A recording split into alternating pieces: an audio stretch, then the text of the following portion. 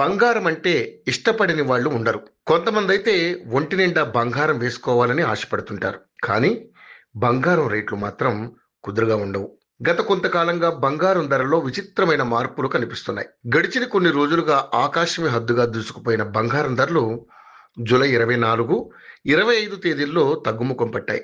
ఇవాళ 24 క్యారెట్ల 10 గ్రాముల బంగారం ధరపై రూ. 1370 తగ్గగా 22 క్యారెట్ల 10 గ్రాముల బంగారం ధరపై రూ. 1260 తగ్గింది.